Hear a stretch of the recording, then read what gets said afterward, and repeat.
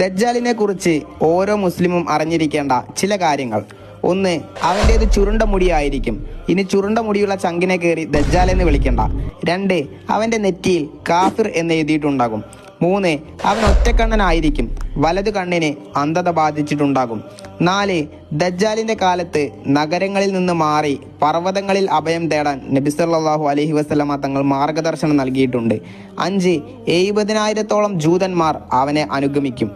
ആറ്, ഒരു മനുഷ്യരും അറിയാത്ത ദ്വീപിലാണ് അവനെ പിടിച്ചിരിക്കുന്നത്. ഏഴ്, ഒരുപാട് ദുഷ്ടപിശാചുകളും ജിന്നുകളും അവനെ പിന്തുടരും. എട്ട്, മഹാനായ ഈസാ നബി അലൈഹിസ്സലാം ആയിരിക്കും ദജ്ജാലിനെ വധിക്കുക. 9, അവൻ ഇടതു കൈയിൽ സ്വർഗവും വലതു കൈയിൽ നരകവും കാണിക്കും. എന്നാൽ യഥാർത്ഥത്തിൽ വലതു കൈയിൽ സ്വർഗവും ഇടതു കൈയിൽ നരകവും ആയിരിക്കും ഉണ്ടാവുക. 10, ലോകം കണ്ടതിൽ വെച്ച് ഏറ്റവും വലിയ ഫിത്നയായിരിക്കും അവൻ്റേത്. ദജ്ജാലിൽ നിന്നുള്ള സംരക്ഷണത്തിനായി സൂറത്തുൽ കഹ്ഫിലെ ആദ്യത്തെ 10 ആയത്തുകൾ ഓതുക എന്ന് നബി സല്ലല്ലാഹു അലൈഹി വസല്ലമ തങ്ങൾ പറഞ്ഞിട്ടുണ്ട്.